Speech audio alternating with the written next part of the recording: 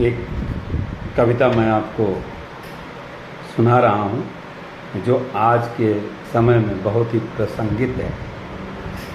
निज जीवन के संघर्षों से अब टूट चुका हो अंतःमन। निज जीवन के संघर्षों से अब टूट चुका हो अंतःमन।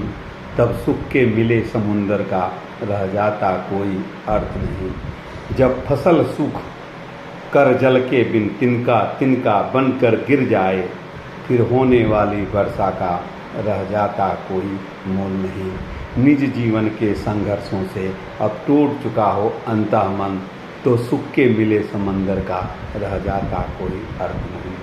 संबंध कोई हो लेकिन जब दुख में साथ न दे अपना, संबंध कोई भी हो लेकिन दुख में साथ न दे अपना, फिर सुख के इस संबंधों का रह जाता कोई अर्थ नहीं। फिर सुख के इस संबंधों का रह जाता कोई अर्थ नहीं। निज जीवन के संघर्षों में जब टूट चुका हो अंतःमन, तब सुख के मिले समुंदर का रह जाता कोई अर्थ नहीं।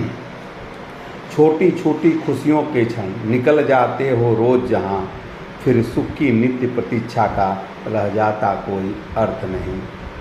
रह जाता कोई अर्थ नहीं। मन कटवाणी से आहत हो, मन कटवाणी से आहत हो, भीतर तक छलनी हो जाए।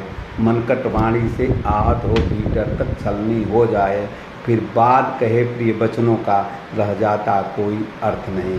मन कटवाणी से आहत हो, भीतर तक छलनी हो जाए, फिर बाद कहे प्रिय वचनों का रह जाता कोई मोल नहीं। सुख साधन चाहें जितने हो पर काया रोगी न हो घर का।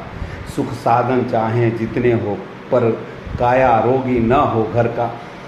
सुख साधन चाहें जितने हो पर काया रोगों का घर हो, पर काया रोगों का घर हो, फिर उन अनगिनत सुविधाओं का रह जाता कोई अर्थ नहीं।